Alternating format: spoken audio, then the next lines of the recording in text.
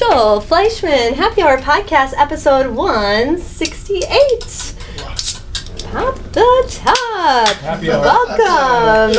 Cheers. We have a full house today. This will be a podcast like no other. Yes, indeed. We have our COO, Andy Rettler, back with us, and a new face to many of us, Bryan Rice. So Bryan, I got a nice little bio written out here for you to give you full justice of who you are and why you're here. We're going to dive into all of that.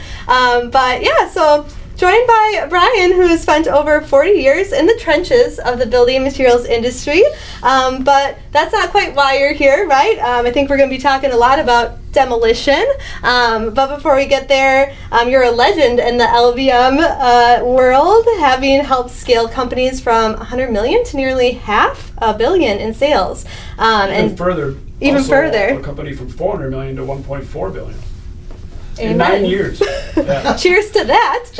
Just one of the players. Yeah. So, Bryan, we brought you here to help us out with a little Top Workplace Rollout Demo Day, which we'll get into. And you're really here to hunt down some outdated processes, maybe some sacred cows, and just, all the things that tend to bug our team and that we've learned through our Top Workplace.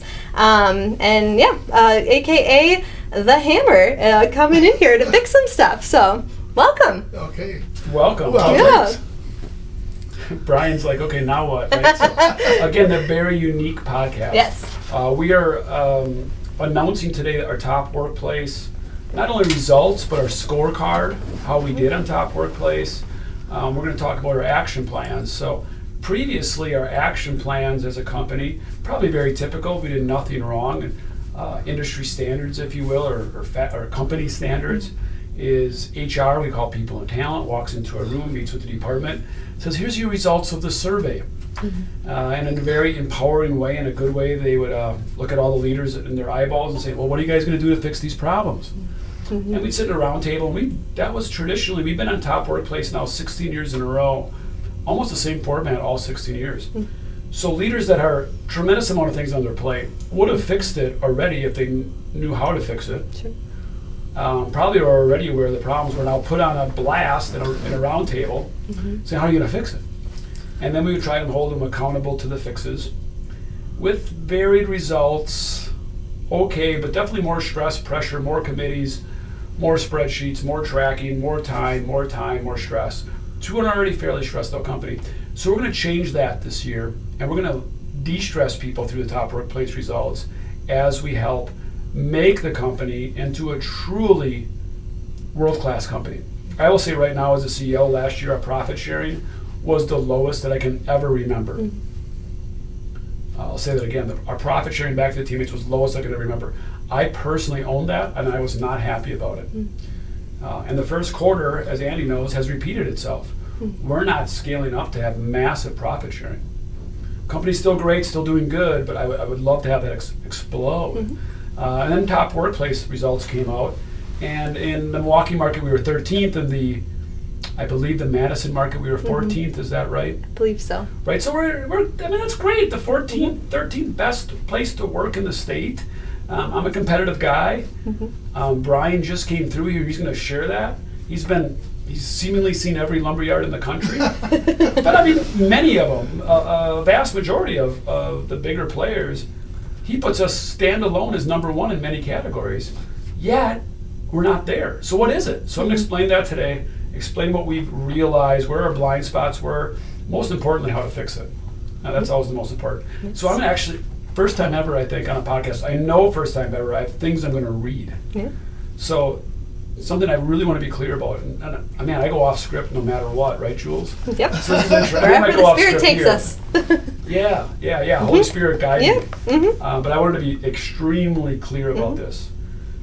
So it's Joel, CEO. We just got the results back from the 2025 Energage Top Workplace Survey. Out of 850 people, over 700 took the time to fill it out. That in itself is legendary. That means people care. Yeah, that's a wonderful metric. Really shows how much people care about the company. You gave us over 1,900 individual comments of an open, hey, comment on a company, how do we get better? again, that is absolutely world class. You don't have 850 people in a random survey. This goes back to October 2025 on a random day. Say, hey, let me know about the company, and you gave us 1,900 things to consider. First of all, again, thank you. You were brutally honest. You proved exactly why we are a top workplace for 16 years in a row, because you care enough about the ESOP and this company and our builders to tell us what is actually broken. I have personally read the comments, I looked at the data, and here is the absolute unvarnished, naughty, warped, twisted reality of Drexel Building Supply. And all the beauty within wood as well, right? So we have an A-level culture, absolutely A-level, but we are running on C-level internal processes. You have told me you love this company. You told me you believe in our core values. You told me our internal communication and our daily processes are driving you crazy. We are tripping over each other. Right now, estimating misses a detail, so sales overpromises a timeline, which forces manufacturing to scramble to the production line, which throws dispatch into total chaos, which leaves our installed sales crew, field service crew, standing on a job site waiting for materials and eating the labor cost. It is a domino effect of friction and burning us out without us knowing. Or perhaps even a quiet resolve that nothing will ever get better, which is actually worse. I would rather have healthy friction than a quiet resolve, which we are close to being, hey, this is just the way this is going to work. I personally know I can feel and understand you are stressed. But the stress you are feeling right now, understand, is not coming from the volume of the work we have.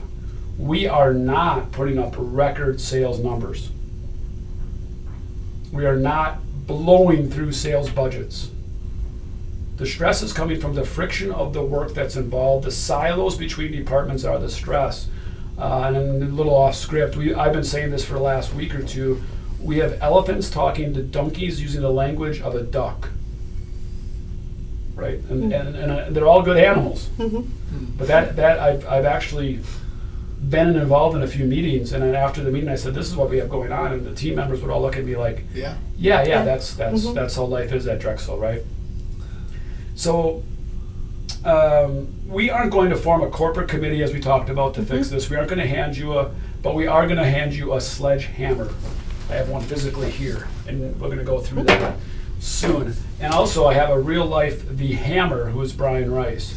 We have hired, employed, and brought into the Drexel team as a true team member wearing the blue shirt to help us. You just heard his legendary status, one of the only friends I have in the industry, John Vaughn, Kevin Hancock, to name a very few select individuals. And he's one of them. I've respected that guy for decades, and a true kind of hero of mine in the industry. And we were lucky enough that he's going to carve out his time and help us. And he's, as he said when he got here, he was hungry and humble. So not anything better than that than a leader. So starting today, for the next 60 days till July 1st, we are launching what we call, and again, Operational Demo Day. Okay, and Megan Gassner told me herself, our marketing person, please wear camouflage every single day if you can. Remind yourself it's Demo Day. Our internal billboards are only going to talk about Demo Day. But Megan told me, Joel, I'm a little concerned. I could see it in her face. You know, her big smile with her dimples kind of went upside down. I said, Megan, what's wrong? When I told her about all this, she goes, well, you have a lot of ideas, Joel, and a lot of times they end up just being white noise and mantras, and it doesn't really help anybody. She goes, I'm kind of worried it's one of those things. So hold me accountable, personal, if that happens, that it's not one of these things, that you do see immediate change. Here's some good news. We are not adding new rules. We will not add new forms or new heavy standard operating procedures to your plate. If some don't exist that are needed, we will add those, and they may be tweaked. We are giving your managers the authority to subtract. We are giving them the authority to kill the stupid rules immediately. And that's why Brian's here to be the sledgehammer. If an intake form, if a form between sales and the trust plan is redundant, we're going to kill it. If a Thursday deadline for a Monday delivery makes no sense for dispatchers, your leaders are going to go renegotiate it today. Not a salesperson and a dispatcher. The leaders are going to get involved. The leaders have the clarity across all platforms of the company that a quarterback and a dispatcher won't have. We've confused the processes because no one knows what the right thing is. We're all trying to do the right thing. We all love our builders. We all love supply happiness, but we don't know what the right thing is. This will not wait for major approvals. If it doesn't improve the speed, accuracy of the supply chain, demolish it. Right? We don't have supply chain, we have supply pain. To everybody watching this, you now have a mandate to clear the roadblocks, making your people's jobs miserable. Get out of our silos, talk to the other departments, fix the ugly, horrible handoffs. Get used to the terms immediately. Escalations and consultations. Escalation means I'm confused, go to your leader. That leader goes to the other leader. We'll hammer it out and get you the result to do it. And in a consultation, not in an endless email thread of 30 emails with 4 people with CC'd, okay? Fix those handoffs. Hold your leaders accountable, hold each other accountable, and let's get our house in order so we can get back to doing what we do best. Supplying that seamless happiness and driving up the value of our ESOP, our profit sharing. And yes, next year in October, be the top workplace to work in Wisconsin. We got a lot of work to do. So let's get to the scorecard. Yep. And I made a report card this year. Engage doesn't offer that. If you're listening to Engage, make that up. That helps a lot. And I'm going to actually read it right off. I got a phone call coming in. Okay, so you can see it on the board, perhaps. If not, it'll be on our internal billboards as well, shared across the community when this podcast hits. So we'll actually post this on community. Jules, go ahead and post this. Actually, what I'm reading. Right, so the top workplace ranks us on 5 different things.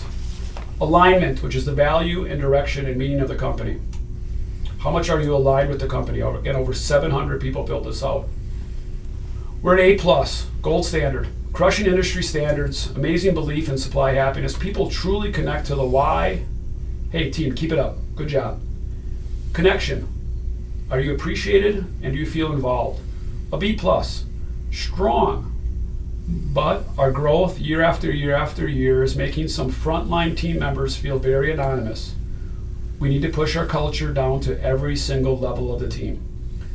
Pay, benefits, and our ESOP. A-, unicorn status. The path to wealth keeps retention high.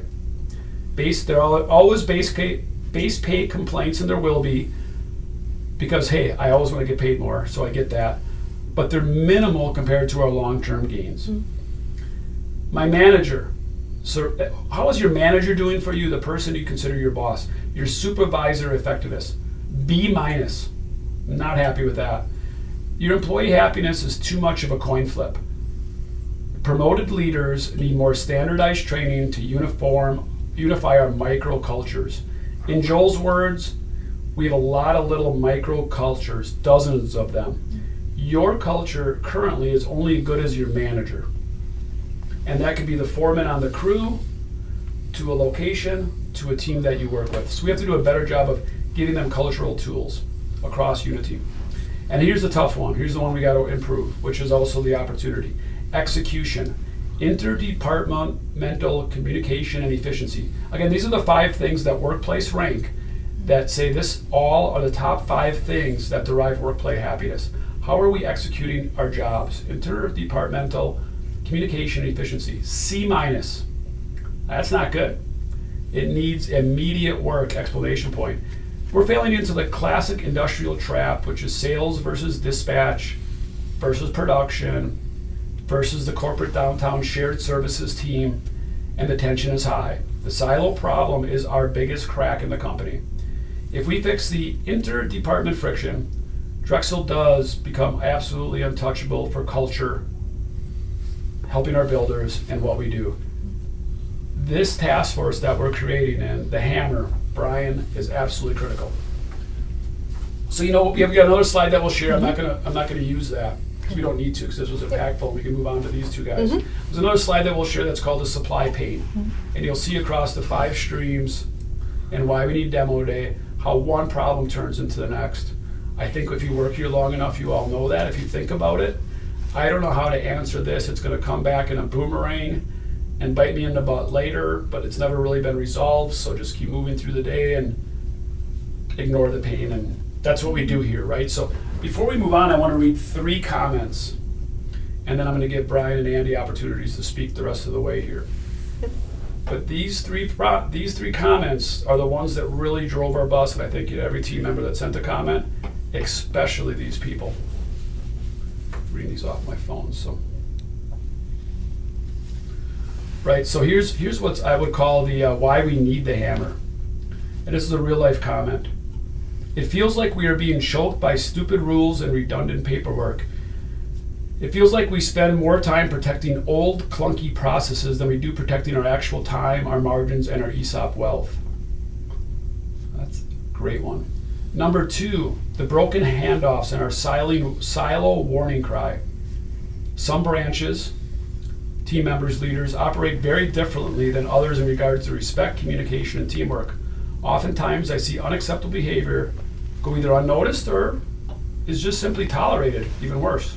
The constant tornado of changes, ideas, leadership, shifting positions, and departments. People truly cannot keep up, especially because the communication lacks. I heard you. The friction in the supply chain of pain.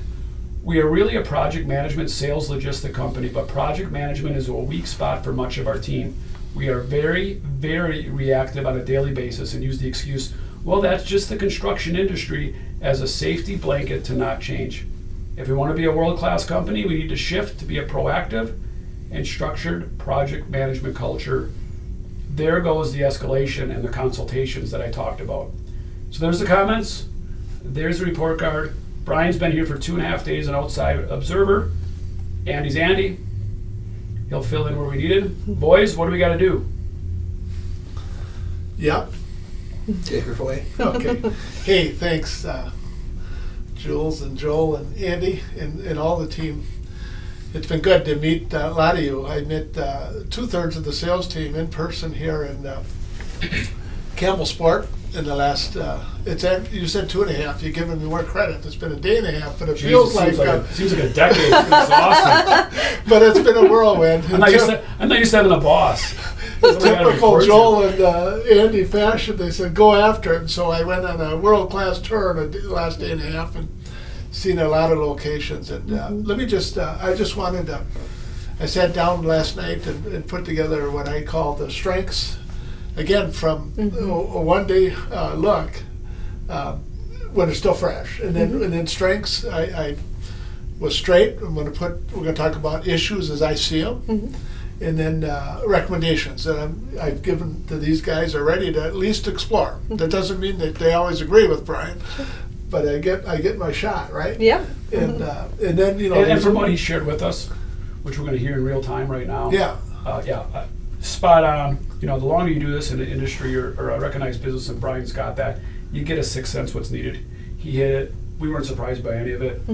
But we're looking for somebody to fix it. So if we knew how to fix it, I already would have. Yeah. Yep. But anyways, with that, they asked me in my first meeting here was, what's your mantra? And I said, I didn't really think about it, but I went with humble to be part of this group, but also hungry. And in my case, straight up, hunger means to make a difference. That's where I'm at. I just want to help you guys. It's kind of what gives me joy today and really a purpose in life vocationally. So anyway, strengths as I see it from the tour. And one thing I like about Joel and Andy and the team, nobody said, hey, this is our strengths, this is our weaknesses. They said, you look for yourself what it is. Get fresh. So strengths, what I saw in the travels of several stores, branches, yards, was the associates are really engaged. Most of them didn't even know I was coming in. I mean, there wasn't this big warning. So, but when I walked in, and I saw a lot of friendly smiles, a lot of greetings. If I talked, they'd introduce themselves, shake the hand, we'd exchange a little bit, but really engaged not only to meet myself and people like me off the streets, but engaged with everybody in the business. It was the warm engagement is big because it's about people, right?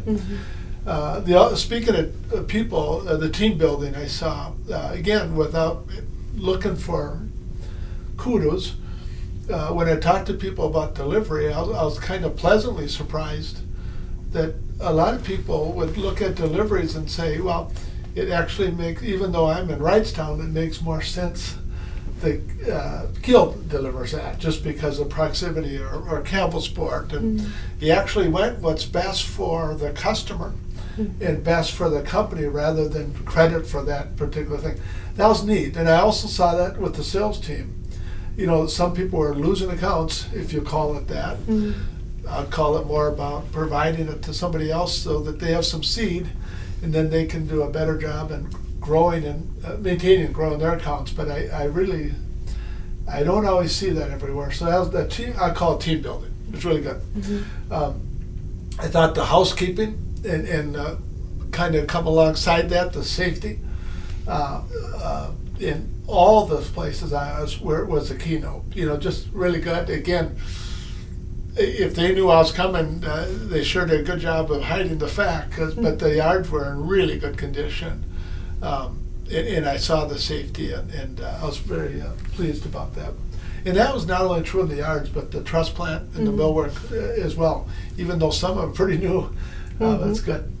I thought the graphics and related, you know, all those neat slogans that Drexel has, I saw that everywhere. It was strong. I got the message. I saw a lot of inventory depth. Candidly, I thought maybe a little too much in some cases. And you know, nobody wants to not have inventory.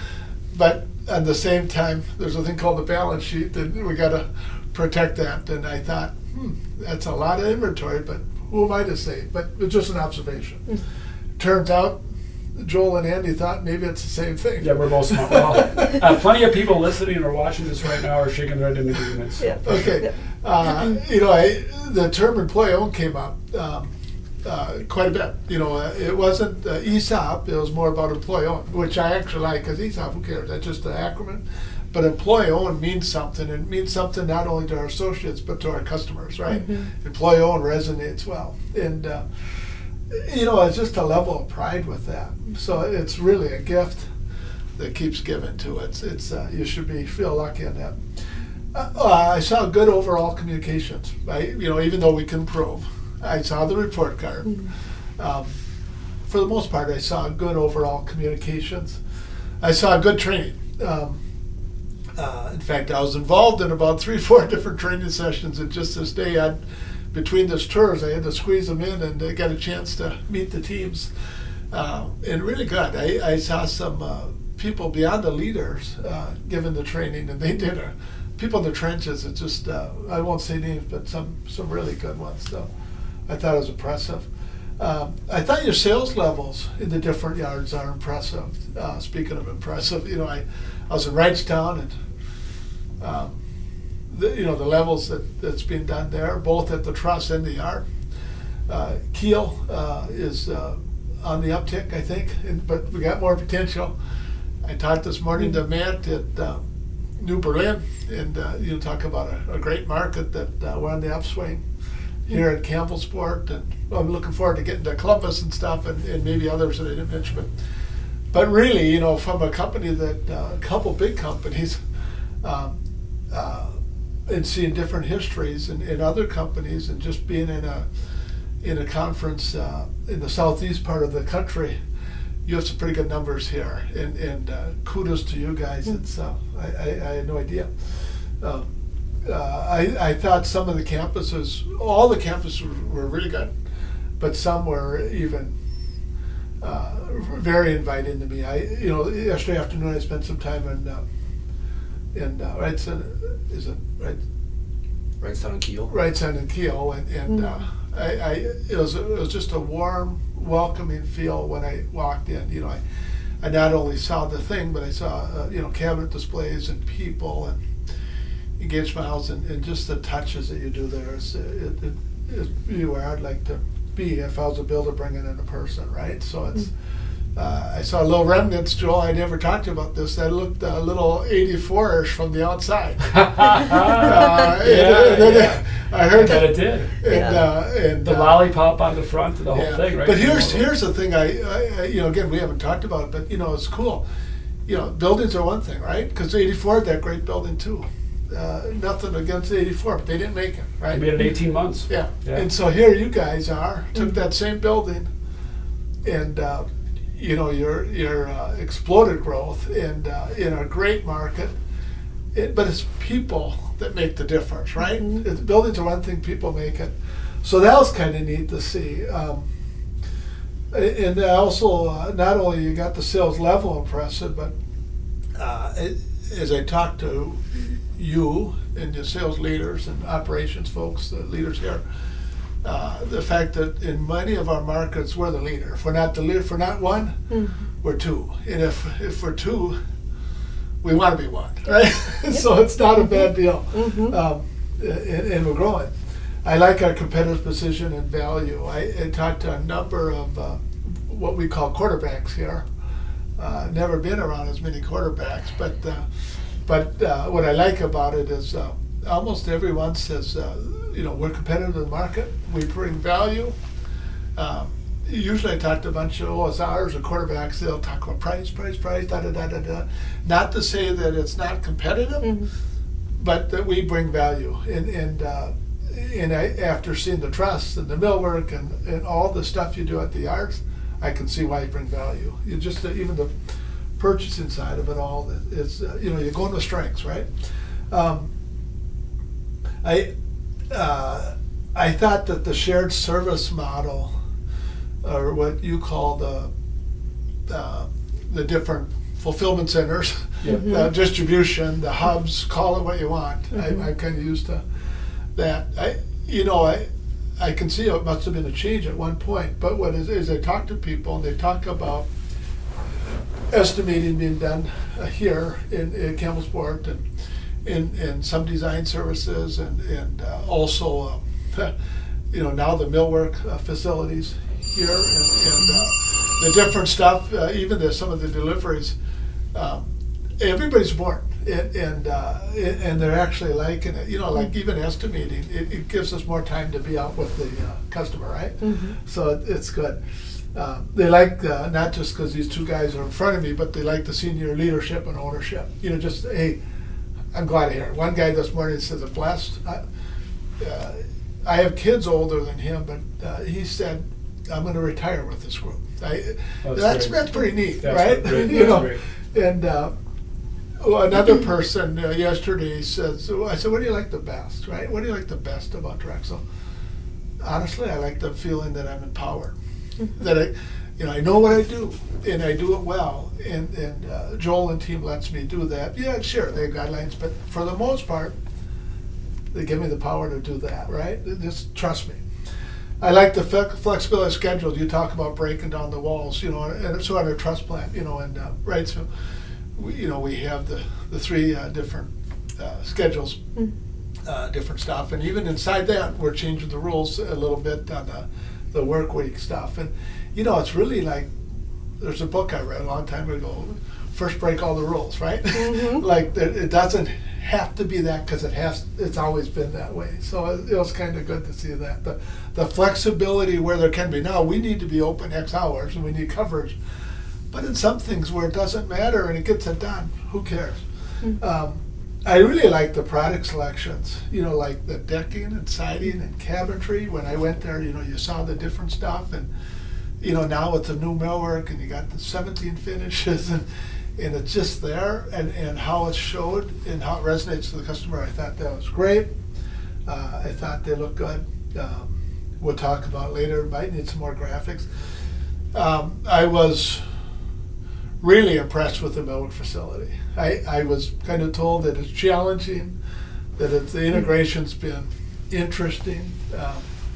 We got a lot of work to do on it, and we may. But I'll tell you this, after being around this industry for a lot of years, over 40, closer to 50, I will say this, that I don't know that I've seen a better millwork facility. And it's upside to that. I mean, here's the other thing. I've not only seen a neater, but the automation and the processes inside that is second to none. Now, there may be better ones. I just haven't seen it, right? But that doesn't mean we can't get better, and I really like what's going on there.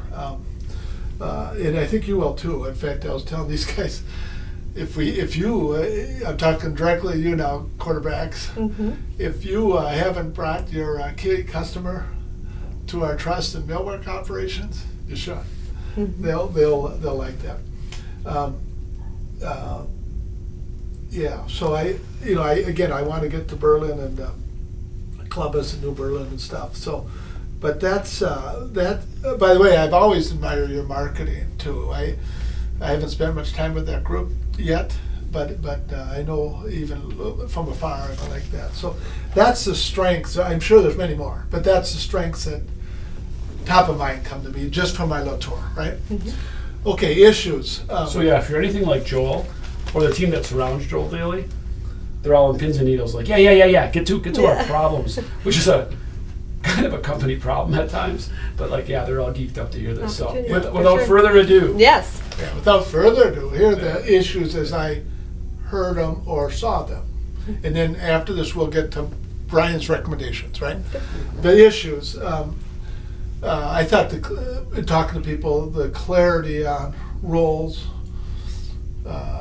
ROLES, not roles like E, but the clarity on roles, resources, and support is needed. It's lacking. It's needed.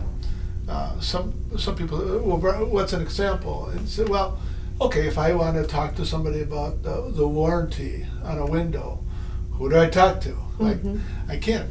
I don't want to call the window expert because now I'm taking time from that, or I just don't know who to call quite a bit of the time, right? I don't know who to see, and so I think, as I see your org, I don't know if we have an org chart, but as I understand kind of what the structure is, there's a lot of leads and there's a lot of names, a lot of titles, but we got to get clarity to them, right?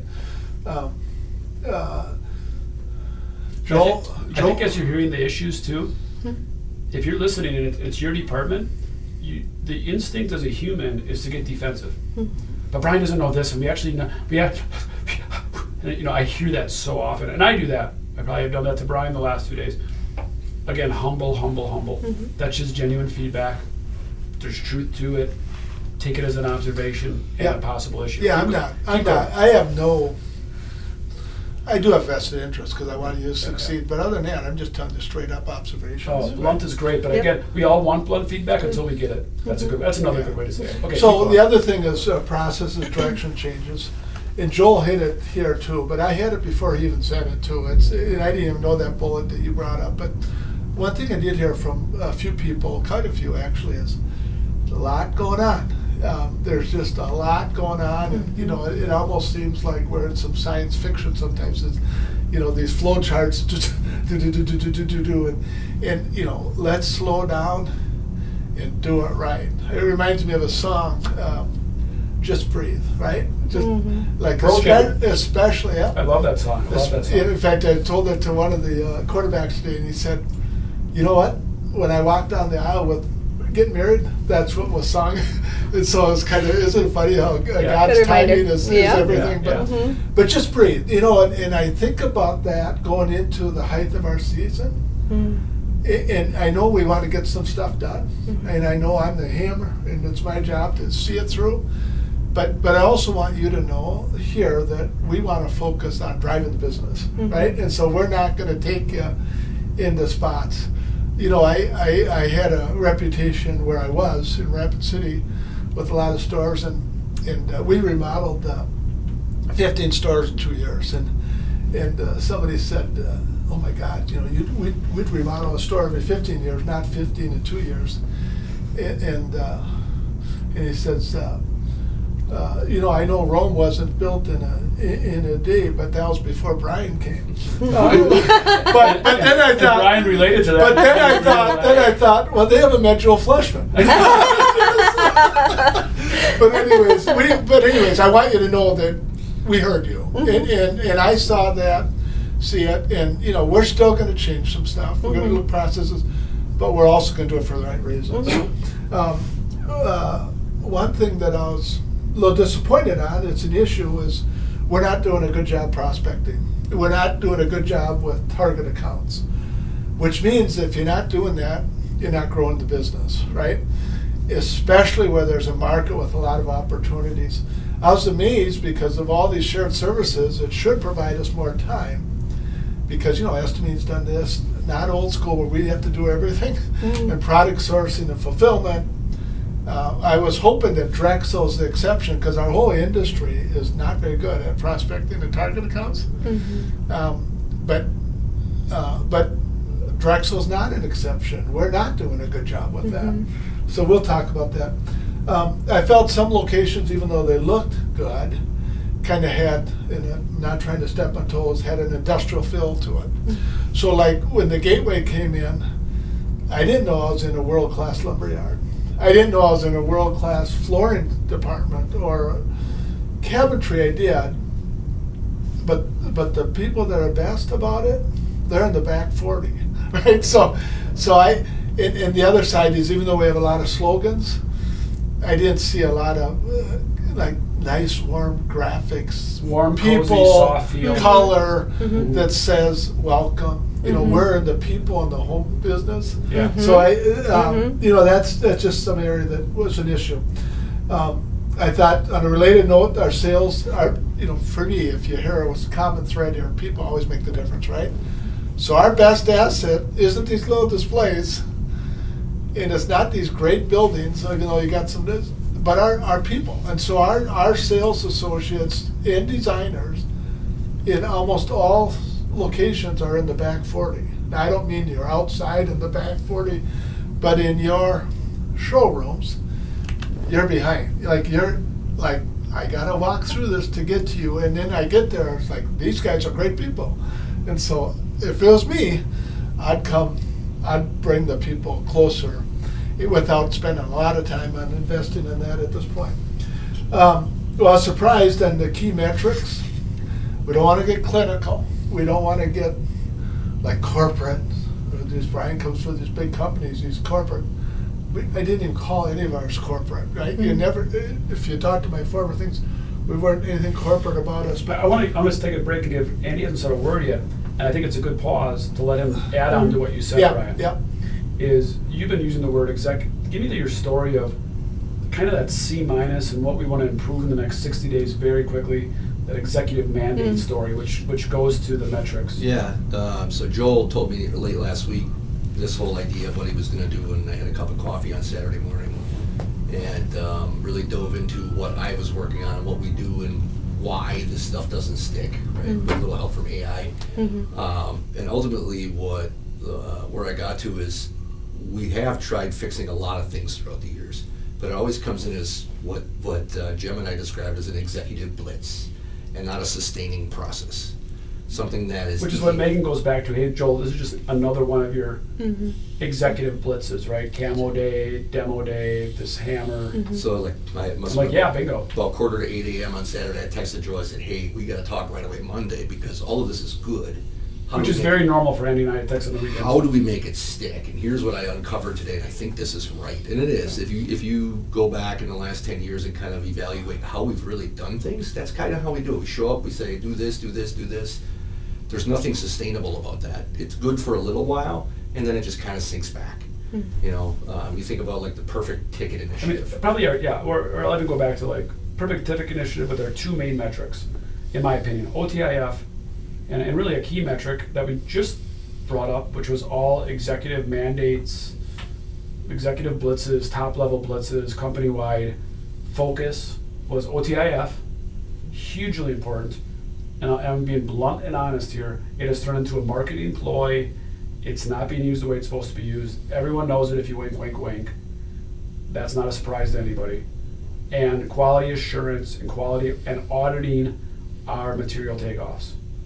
Standards, things I thought were being done in the last 6 weeks, I realized, we don't really do that anymore. And then Perfect Ticket, go ahead and finish your story. I mean, that's really the story, but there's a billion things like that if you think back over time of how we've done that. And it's time to put sustainable things that are easy to understand and easy to process. So we say put processes in place, but that doesn't mean this big, long, documented thing you have to follow with a checklist. You gotta be simple, easy to understand, flexible, and allow some critical thinking with it as well. But it's gotta be the baseline, this is what you need to do, here's your escalation path type stuff to make this last forever. Right, so the way I say it is we set up these really cool standards and we all sign off on it across all department through our development days. These are the new standards. And we're all super excited. I leave like riding high. I think we all do. And then the standards turn into an exception, which there's going to be exceptions, as there should be in a high quality, top class service, right? But rules are there for a reason. So the exceptions within 30 days, exceptions start. Within 6 months, the exceptions are now the norm. Within a year, now new people, because of our growth and the way we operate, where we allow people to change jobs to grow their career, within a year to 2 years, the people that set the standards are gone. The exceptions are now the norms, and we have no idea why the metrics are there, how we use the metrics, or whatever we did. Even if it's in writing, I wasn't educated. So we have to really control that culture as we do this. I'm going to we got to keep moving the podcast. So Brian, you probably don't even realize it. We're out of time. I think you hit the main topics. We got to finalize with your billboard, and stay tuned to what Brian's going to do. So really, what Brian's going to do is work on some key categories, some key salespeople, market leaders. In fact, I can name names. Right? He's going to work with Clint Patton, Matt Kavachensky, if I said his name right for the first time only. Kavachenky. You're welcome. Kavachenky, sure, Matt. AKA Whatever. Gronk. That's why I call him Gronk. So Gronk and Clint. He's going to work with Mike Bach, who we formed a connection with. And the fourth person was... all the leaders here. And all the leaders, right? His fourth person is really... And I'm open to anybody. So. Yeah, and anybody call him about any reason, but his fourth thing, which is I call the cracked windshield effect, right, or the domino effect, he's going to work with those three leaders and find out pockets, and that'll take him to where he's supposed to do. But if any person here has if something on this podcast sparked you, reach out to him. He works for Drexel. He is the hammer. Trust that he will fix it, and trust that it will be very minimal, if any, work for you, and it'll reduce your workload, not be like, I don't have time to talk to him. Let's find that time to talk to him so we can do the things that we should be doing, growing revenue through prospecting and not fixing size, and all the things I just talked about. And Brian, we're out of time. Okay, listen, the only thing I'd ask then is if... See, I know you're stepping a box. She's like, no, Joel, I'm going to still talk. Well, let's do this. On the heels of the podcast, email to all the associates 100%. The strengths, issues, and recommendations, because we don't want to miss anything. Yeah, but that'll be on our product. That'll be on our launch on Community, so please watch for that as she details this launch out. That will be part of that. Good stuff, guys. That's good. Thanks, Jules. No, of course. Well, I want your billboard moment, though. So you get a billboard, and it can say whatever you like it to, related to this, or I don't know, life, or life. Right? Yeah. And whatever you want it to say, it's your billboard. Right? Yeah. It does not have to be related to this at all, or anything due to the company. It's your billboard. Yeah. Whatever message you got for the team. Anyways, I didn't know that I was going to have a billboard moment, but I will say this: I've been honored to be humbled, hungry. To be part of this. I'm looking forward to working with all of you. And again, my goal is to make a difference for Drexel and make the world a better spot. So we'll look forward to seeing you in the future. Trying to be in all spots, so it'll be great. See, he is like my boss. You didn't even answer that question. So we will get him back on. Yes. He's going to be here for at least a year, if not the rest of his life, as a team member. But at least we have him for a year, and we will get him back on the podcast. And at that point, he can digest and discern and I was gonna say people and do make the difference. Yeah, and he can do his. Oh, by the way, next time. Yeah. People do make the difference. Yeah. So that means that you make the difference, right? We'll get your billboard next time. I'm sure it'll be inspired and awesome. So I'm looking forward to that. Okay. Brian, thanks for coming on. Thank you for your the time. Hammer.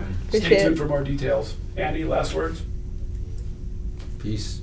Love. All of Peace it. and love. 168. We're out. Thanks for tuning in, everybody.